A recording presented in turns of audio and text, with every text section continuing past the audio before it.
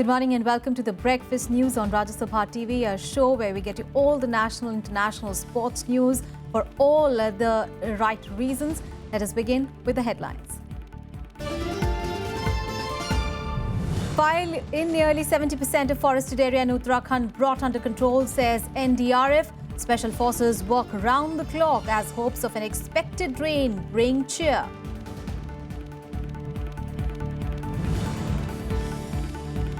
CBI to question former Air Chief SP Tyagi in the Augusta Westland scam.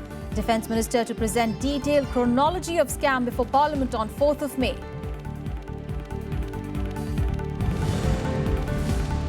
President wraps up a two-nation tour to Papua New Guinea and New Zealand.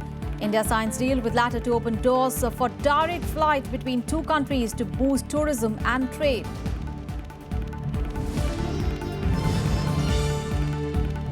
Manrega workers in Latehar in Jharkhand write to Prime Minister Modi and donate 5 rupees each. Unique protest against centre's decision to increase Manrega wage by 5 rupees in the state.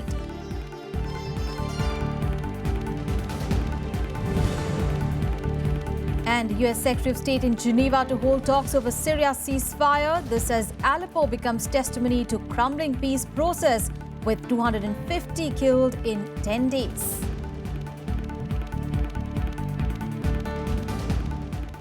Our top focus, according to the latest satellite imageries of Uttarakhand, the forest fire in the state has gone out in over 70% of the affected areas. The NDRF, the Air Force and the other state forces are working round the clock to tackle the massive blaze. Now, a central team is also in the state to assess the situation. The possibility of rain has given hope after the fire gutted over 2,000 hectares of forested land and damaged wildlife. Meanwhile, a political blame game over the blaze rages. तकरीबन हमने जो कल aerial recce भी करी है उसमें हमें तमाम सारे पहाड़ी इलाकों में पहाड़ी चोटियों पे खूब जंगल फायर दिखाई पड़ा है। तो ये कहना बड़ा मुश्किल है कि कितना बड़ा इलाका है, बट ये है कि तकरीबन पूरे इलाके में धुंध छाई हुई है और तमाम सारी जगहों पे जंगल में फायर हमने एरियल सर्वे में देखा है। The operations in charge of the IAF to douse the raging fire in the Uttarakhand forests, painting a grim picture of the task ahead on Sunday. But more than 6,100 personnel and 3 IAF choppers fitted with Bambi buckets to carry water have ensured that 70% of that fire has been contained. Considerable decrease in fire incidents from 427 barely 3-4 days back. Now it has come down to 150, 160, and hopefully we should reduce it to further 50 or 60 in a day or two. Apart from the NDRF, the personnel tasked with the fight against the fire include the SDRF, state police, forest staff and volunteers. Ever since we got to know and we have been requested by the state government, we deployed 3 teams of NDRF in 3 districts. Today we worked in 14 different locations. A 4-member central team of experts, including Special Director Centre for Fire Explosives and Director of Delhi Fire Services, are in Uttarakhand to assess the situation and suggest possible remedies. प्रधानमंत्री कार्यालय, गृह मंत्री, रक्षा मंत्री और air force और सबका सहयोग वहां मिल रहा है. Home Minister Rajnath Singh also reviewed the situation with top officials of the state and assured all assistance. 1233 जगह पिछले 1 महीने में आग की घटनाएं हुई है और जिसमें 1890 हेक्टेयर क्षेत्र सम्मिलित है. ऐसी भीषण आग 2012 में भी लगी थी जो 1300 जगह लगी थी और जिसमें लगभग 2000 हेक्टेयर क्षेत्र में आग फैली थी. The fire that has destroyed 2,269 hectares of forested land has also claimed 7 lives so far. ये एक साइकिल होता है. 2012 में भी इसी प्रकार के साइकिल आया था. एक तो गर्मी बहुत ज़्यादा पड़ रही है और जंगलों में ये जो पिरूल है, जो पाइन नीडल्स हैं, बहुत ज़्यादा हैं. तो ये 2 कारण की वजह से और कुछ शरारती तत्व हैं जो कि लगाते हैं. Amidst the gloom is a ray of hope of rainfall in the coming days. If you talk about the Uttarakhand, tomorrow there may be the isolated type of precipitations and it will increase thereafter, day after tomorrow's. And similarly, we are expecting some of the precipitation, light precipitation over adjoining plains over Punjab, Haryana, Chandigarh, Delhi regions. And due to under the influence of this precipitation, temperature will fall gradually by 2 to 4 degrees over this region. The already heated political atmosphere in the state has been brought to a boil by this fire.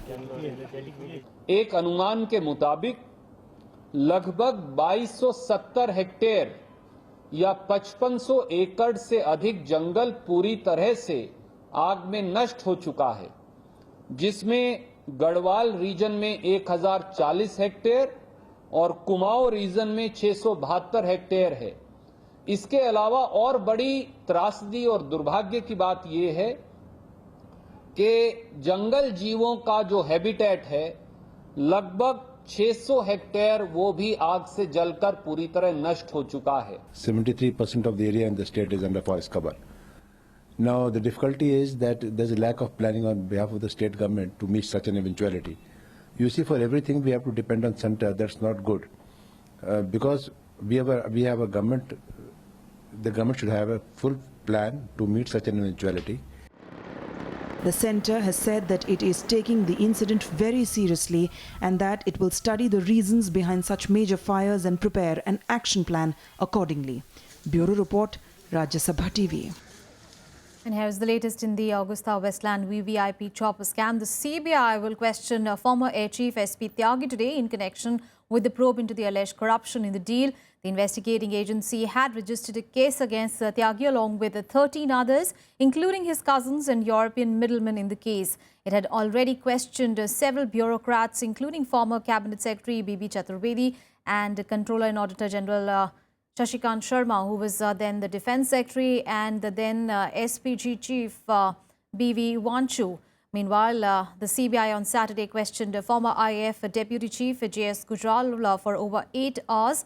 CBI has so far maintained that Gujral, who was a procurement chief in Indian Air Force in 2005, was questioned as a witness in 2013, but was tight-lipped on whether he remains the same status. Now, on the other hand, Defence Minister Manohar Parrikar said that he will place all facts with the detailed chronology about the controversial Augusta Westland chopper deal before Parliament on 4th of May. He has also challenged the Congress to show proof on the order that it had blacklisted the company. UPA ने तो तीनों helicopter जब्त किया, जो security money थी वो जब्त कर लिया, मुकदमा किया और सीबीआई की इंक्वायरी बैठा ली, लेकिन ब्लैक लिस्टेड किया उसको। और मोदी जी की सरकार ने आके तो ये बताएं कि इसमें कितना ब्राइब लेके उसको ब्लैक लिस्ट से हटाया, ये भी बताना चाहिए ना पर्रिकर साहब को। वो यही डिफेंस मिनिस्टर हैं या मोदी जी प्रधानमंत्री हैं, उनको बताना चाहिए। अगर उन्होंने ब्लैक लिस्ट किया था तो अभी इमोशनल ब्लैकमेल करने की ज़रूरत है नहीं देश को, क्योंकि इन्होंने जितने भी ये तर्क दे रहे हैं, जितने भी ये तथ्य दे रहे हैं, वो कहीं ना कहीं कंट्राडिक्टरी भी हैं, कंफ्यूजिंग भी है और पूरी तरह से तथ्यों से कोसों दूर है। Moving on now, President Pranab Mukherjee has wrapped up his 6-day official visit to Papua New Guinea and New Zealand, where he met top leaders of the two countries and inked a few important deals as part of the India's Act East policy. Concluding his 3-day visit to New Zealand as part of the second leg of his two-nation tour, Mukherjee talked about cooperation in agriculture, dairy, food processing, education and skill development, as well as a high technology between the two countries. During the course of his visit, India and New Zealand also signed a deal that opens the deal for direct flights between the two countries with an aim to boost tourism and also trade.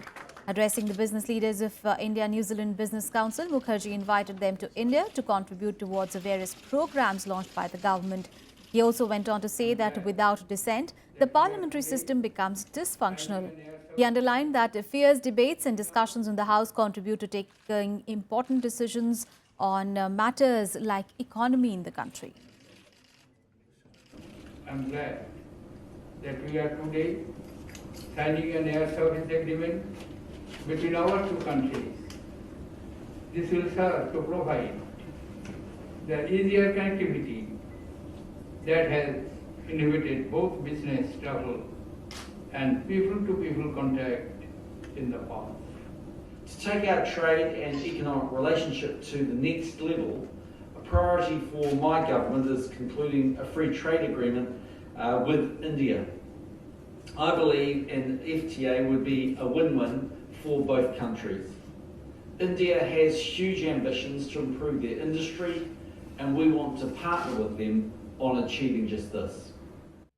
And Prime Minister Narendra Modi has set the pole pitch in Uttar Pradesh. He launched an 8,000 crore rupees scheme in Balia in the state on Sunday to provide 5 crore free LPG connections to poor families. During the event, Modi attacked the previous governments for not doing much, despite many prime ministers being elected from the state.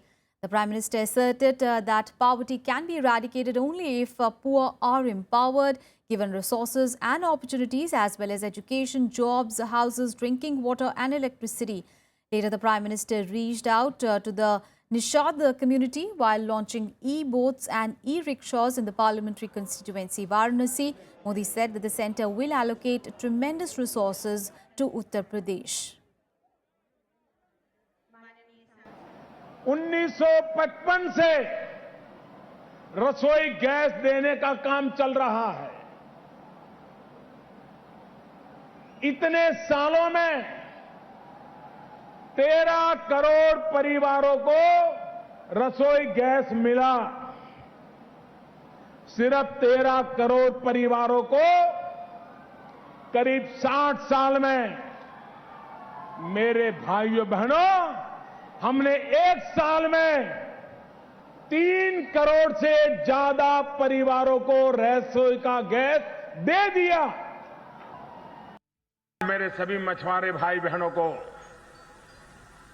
ये ई boat की शुभ भेंट देते हुए बहुत ही गर्व महसूस कर रहा हूं, लेकिन मेरी अपेक्षा है पैसे बहुत बचने वाले हैं। इन पैसों का उपयोग बच्चों के लिए करना, इन पैसों का उपयोग बच्चों की पढ़ाई के लिए करना। News coming in from Jharkhand, where more than 300 rural families employed in the Mahatma Gandhi National Rural Employment Guarantee Scheme or Manrega in Latehar district have donated their small annual wage increase to Prime Minister Narendra Modi. And the workers attached 5 rupees notes to a letter addressed to the Prime Minister that was posted on May Day. The centre has increased Jharkhand Manrega labourers' wage from 162 rupees to 167 rupees a day, a mere 5 rupees hike, whereas the minimum wage for labour and non-Manrega work is 212 rupees. The Ministry of Rural Development notified revised wage rates on 29th of March this year, making the scheme wage 167 rupees per day in Jharkhand, Bihar as well as Madhya Pradesh and Chhattisgarh. A similar protest will be seen, according to the workers, unless Prime Minister Modi himself intervenes. NREGA का जो काम चल रहा था या नरेगा कानून है, उस कानून के तहत हम लोग को काम मजदूरों को मिल नहीं पा रहा है और जो है कि नरेगा में कुछ मजदूर काम भी मिल रहा है, तो मतलब हम लोग को मजदूरी कम आया है। इसके चलते हम लोग 5 रुपया नरेंद्र मोदी को हम लोग वापस कर रहे हैं। इस साल में नरेगा मजदूरी सिर्फ 5 रुपया बढ़ाया गया। पहले पिछले साल 162 रुपया था, अभी 167 पहुंच गया है, जबकि कहा जाता है कि दुनिया में भारत का आर्थिक व्यवस्था सबसे तेज बढ़ रहा है, जो लगभग सही भी है। उसके बावजूद भी नरेगा की मजदूरी नहीं बढ़ रहा है, ये एक बड़ा अन्याय है। News coming in from Gujarat, where the government there has issued the ordinance providing 10% reservation for the economically backward among upper castes. The ordinance comes 2 days after it announced the politically sensitive measure. The ordinance grants 10% reservation to economically weaker people from unreserved category whose annual family income does not exceed 6 lakh rupees. Now, this is part of the policy for reservation for SC, ST and SEBC, which is being followed by the state government. The government stated that such reservation shall not be applied in the matters of promotion or for the post which is single in any cadre or grade. The announcement came against the backdrop of reverses suffered by the BJP in the civic polls and the aggressive partidar agitation ahead of the assembly elections slated in 2017. Let's move on to focus on assembly elections in our special segment, Verdict 2016.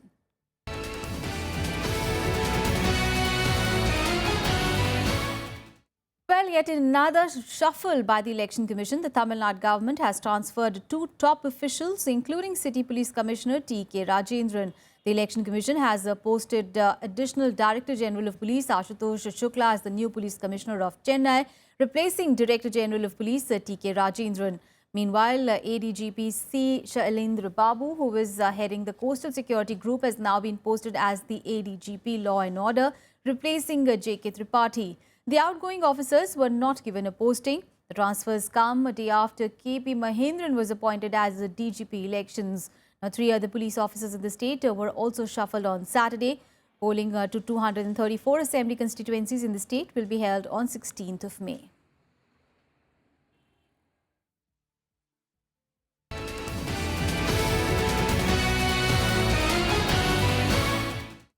And breakfast news, we'll take a very short break. We'll be right back. Stay tuned.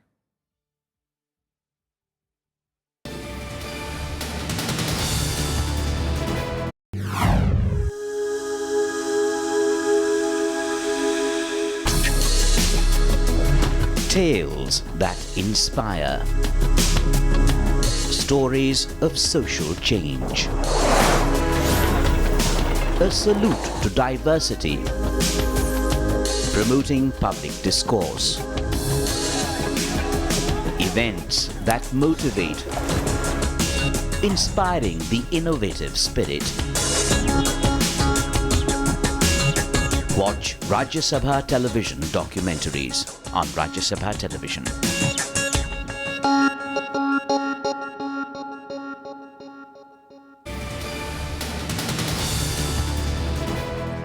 Welcome back. Let's bring you the weather update. And several states in the country continue to reel under heat wave and severe drought conditions that have destroyed crops, killed livestock and have claimed at least 300 lives so far. According to the Met Department, Bihar will continue to reel under the extended spell of heat wave, with Gaya touching a maximum temperature of 42.9 degrees Celsius as recorded on Sunday. The national capital faced an unpleasant weather condition where the maximum temperature was recorded at 42 degrees Celsius, 3 degrees above normal. Whereas Phalodi in Jodhpur district in Rajasthan touched a maximum of 46.5 degrees Celsius, followed by Barmer, Sri Ganganagar and Bikaner at 45.2 degrees Celsius, 46.3 degrees Celsius and 45.8 degrees Celsius respectively. Meanwhile, as predicted by the Met Department, parts of West Bengal witnessed rain showers and thunderstorms, which came as a respite from 40 degrees Celsius and above temperatures. Along with West Bengal, Jharkhand, Chhattisgarh and Odisha also witnessed mild showers. गर्मी पर बहुत था, अभी बारिश होने से थोड़ा शांति मिल रहा है, थोड़ा आराम हो रहा है पानी होने से, और थोड़ा पानी होने से अच्छा होता। इतनी ज्यादा धूप पड़ रही है कि हम लोग अभी आए हैं, 5 मिनट में वापस ही जा रहे हैं और घूमने के लिए आए थे इंडिया गेट और आगे यहाँ जाना था, लेकिन बहुत ज्यादा धूप में तो नहीं निकल पा रहे हैं। दिन में भैया अंगोछा बांध के ठंडा पानी पी पी के काम का चल रहा है, खाना खा ही नहीं जा रहा है, बहुत टेम्परेचर हाई हो रहा है, हर जगह पानी की व्यवस्था नहीं है, कायदे से सरकार को हैंडपैप जगह जगह लगाना चाहिए। Meanwhile, in related news, people across India continue to be affected by a severe water crisis as the temperatures continue to soar. Now, residents of Gulbarga district in Karnataka are among the worst affected. The only source of water from river Bhima has almost vanished. Most of the water bodies or natural resources have dried up, and whatever water is available is unhealthy. Around 10,000 villagers have been affected by the water crisis in the region. Most of the locals have moved to other areas. India is witnessing 2 straight years of drought, the 4th time in over a century. News coming in from Uttar Pradesh, where 8 coaches of the Delhi Faizabad Express got derailed at Hapur district on Sunday evening. Nearly 40 people have been injured. No casualties have been reported. The derailment occurred between Garmukteshwar and Kankather station of the Moradabad division of the Northern Railways. Now, accident relief trains were dispatched to the site from Delhi as well as Moradabad. The coaches that derailed were at the rear end of the train. The unaffected coaches of the train left for the destination later at night. The route of 39 trains were diverted and 8 others were cancelled due to the traffic caused by the derailment. Railway का आगे का डब्बा पता ही नहीं कब से कैसे चला गया, पीछे वाला जो है 8 डब्बे पीछे रह गए। हम एस 2 में थे, एस 2 में 30 और 32 नंबर हमारा सीट नंबर। तो ट्रेन में क्या हुआ, पलट गई, कैसे क्या हुआ? पलट नहीं गई, पटरी से उतर गई। तो आप कहाँ से कहाँ जा रहे थे? दिल्ली से फैजाबाद जा रहे हैं। कोई घायल भी हुए इसमें? घायल भी, बच्चे को चोट और लोगों को घायल लगी, 2-4 कई लोग घायल हुए हैं पीछे वाले डब्बों के, जो चालू में थे वैसे जनरल वाले में। On to some international news now, when US Secretary of State John Kerry is in Geneva to hold talks over Syria's ceasefire that has recently broken down, particularly in the besieged city of Aleppo, where nearly 250 people have been killed in the last 10 days. And the US wants Syrian President Bashar al-Assad's forces to halt their bombardment of Aleppo and help restore a nationwide ceasefire.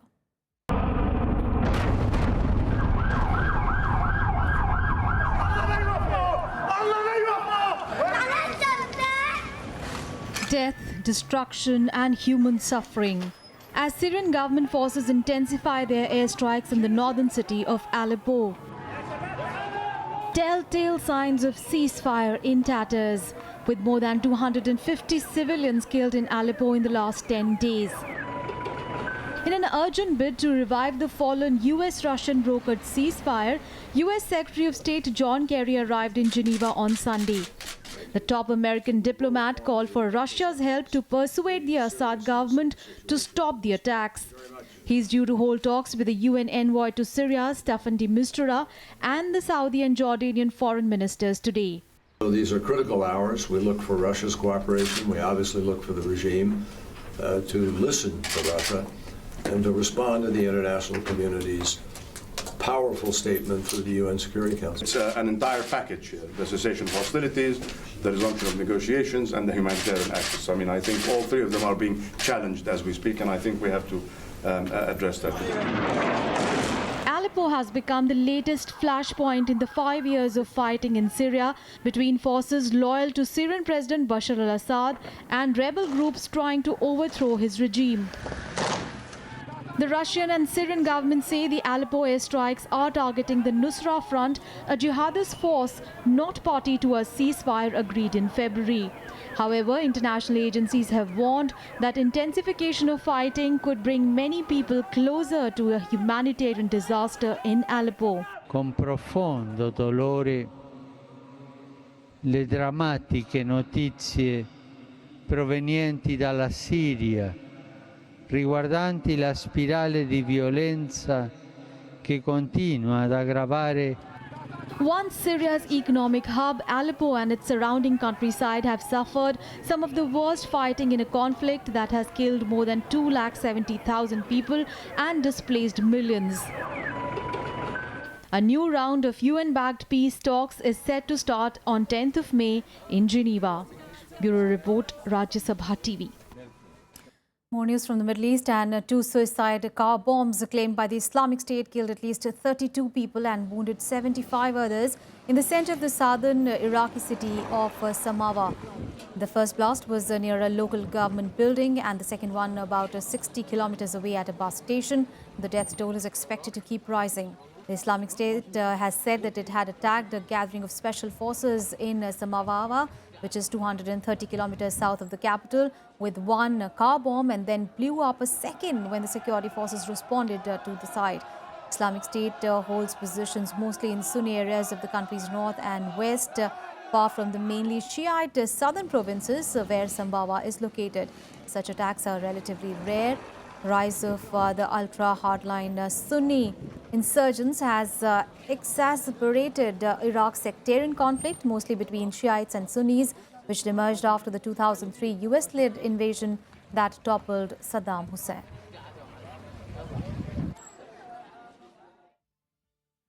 هناك ترابط كبير ما بين الوضع السياسي وما بين الوضع في الجبهات. بكل الأحوال الجبهات بحاجة إلى مزيد من الاستقرار السياسي وموقف موحد من قبل القوى السياسية العراقية. يعني بعض القوات الأمنية تم استدعائها يعني على مستوى. Let's bring you some more international news now in World Wrap. The President of Iran has congratulated voters on electing a record number of women to parliament since before the 1979 Islamic Revolution. It was President Hassan Rouhani's first reaction to the results of Friday's runoff election, in which moderates and reformists won a working majority. The 17 women elected make up 6% of the new cohort of 290 MPs. Only 16 cleric MPs have been voted. A suicide car bomber has killed 2 policemen in southeastern Turkey. The bomb went off outside police headquarters in the southeastern city of Gaziantep near the Syrian border. More than 23 people, some of them civilians, were injured in the early morning explosion. Police later raided the home of a suspected member of the Islamic State group, which is believed to have carried out the attack.